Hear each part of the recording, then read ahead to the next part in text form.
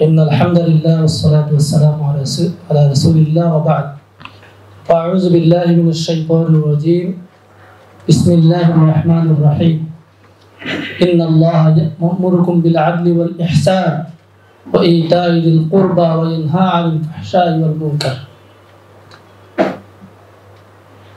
ফজর ইনস্টিটিউট আয়োজিত মূলত বাংলাদেশের ফজর ক্যাম্পেইনের যিনি মধ্যমণি আমাদের সবার প্রিয় শায়েখ রুহুল আমিন সাদি, যিনি সাইমন সাদি নামে আমাদের অনলাইনে প্ল্যাটফর্মে সবার কাছে পরিচিত, তিনি আজকে যে মুখগুলোকে এখানে জড়ো করেছেন তাদের কথাগুলো শোনার জন্যই আমি এসেছি।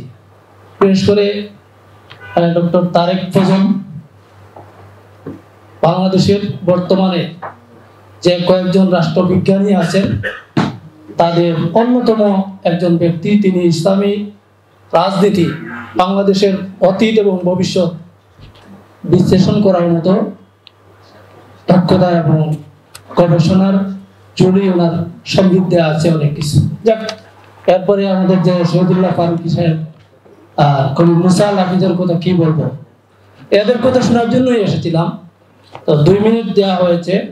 আমি আয়াত তেলাওয়াত করেছি আদল ইহসানের, যে আয়াতটি কোরআন হাকিমের মধ্যে আল্লাহ পাক রব্বুল আলামিন 29 বার বিভিন্ন প্রসঙ্গে উল্লেখ করেছে।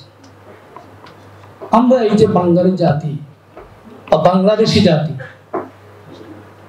সেই 1857 সাল থেকে 2024 সাল পর্যন্ত যতটা সংগ্রামের বাঁক গিয়েছে, সবগুলো সংগ্রামের পিছনেই দেখবেন ইনজাস্টিস বা বৈষম্য, এবং ওই বৈষম্যের বিরুদ্ধেই সংগ্রাম ছিল। এই বৈষম্যের বিরুদ্ধে সংগ্রাম করতে করতে আমরা অনেকেই বার্ধক্যে পৌঁছে গেছি। আমরা এখন পরিবর্তে আছি, যৌবনের ধাপ পাড়ি দিয়ে এখন বার্ধক্যের কাছাকাছি এগিয়ে যাচ্ছি আমরা। এই যে বৈষম্যের বিরুদ্ধে সংগ্রাম আর কতকাল করব, এবং এই বৈষম্যের বিরুদ্ধে সংগ্রাম কেন করতে হচ্ছে বারবার, এই প্রশ্নগুলোর উত্তর যদি আমরা খুঁজে পাই তাহলে দেশ কিভাবে গড়তে হবে, কিভাবে গড়ব, সেই প্রশ্নের সমাধানও আমরা পেয়ে যাব। এই বৈষম্যের বিরুদ্ধে সংগ্রাম করতে হচ্ছে 1857 থেকে 2024 পর্যন্ত। এর একটাই কারণ যে এই ভূখণ্ডে সর্বদাই কায়েমি স্বার্থবাদ আমাদেরকে চেকে বসেছে, আমাদের মুখকে, আমাদের ভাষাকে, আমাদের অধিকারকে সবগুলোকে কেড়ে নেওয়ার সর্বময় ক্ষমতা তারা প্রয়োগ করেছে। এই কারণে আমরা এখানে এখনো সংগ্রাম করতে আছি।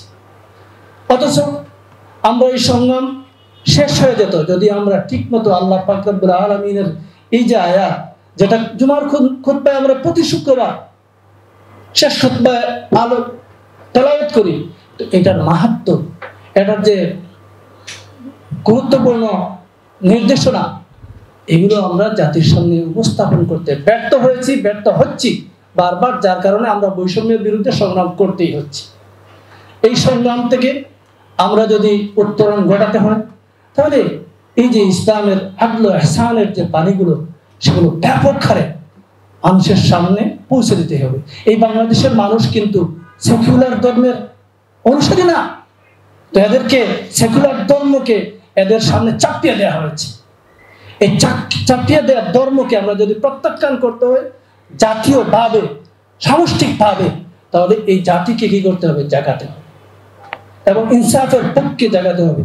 ইনসাফ কায়েম করতে গিয়ে কেউ যদি কোনো বস্তুবাদী মতবাদের পিছনে জীবন দিয়ে দেয়, তাদেরকে বারণ করতে হবে যে আর বস্তুবাদের পিছনে তোমরা দৌড়ো না। জাতীয়তাবাদ বলো, সেকুলারিজম বলো, সমাজতন্ত্র বলো, কমিউনিজম বলো, এগুলোর পিছনে আর তোমরা দৌড়িও না। আসো এখন আমাদের আসরের দিকে, সেটা হচ্ছে কি, আদলের পয়গাম। আর সেই আদলের পয়গাম দিয়েছে একমাত্র ইসলাম। সেই কথাই আমরা যত বুঝাতে পারবো, ইনশাআল্লাহ বাংলাদেশের মানুষ ইনসাফের পক্ষে, ন্যায়ের পক্ষে, ইসলামের পক্ষে জীবন দেওয়ার জন্য পরীক্ষিত।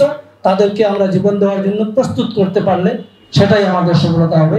আল্লাহ পাক রব্বুল আলামিন আমাদের সবাইকে তৌফিক দিন, জনমানুষকে ইসলামের পক্ষে মোটিভেট করার জন্য, সংগঠিত করার জন্য, এবং সেই মোটিভেটেড অংশের যে ফলাফল সেটা আমাদের করে আমরা যেভাবে চাই সেভাবে ফুটিয়ে আনার জন্য আমরা সচেষ্ট হই। এই তৌফিক কামনা করে আমার কথা এখানে শেষ করছি। আমাকে কথা বলার সুযোগ দেওয়ার জন্য সম্মানিত আয়োজক মহল বৃন্দকে মোবারকবাদ জানাচ্ছি। আসসালামু আলাইকুম ওয়া রাহমাতুল্লাহি ওয়া বারাকাতুহু।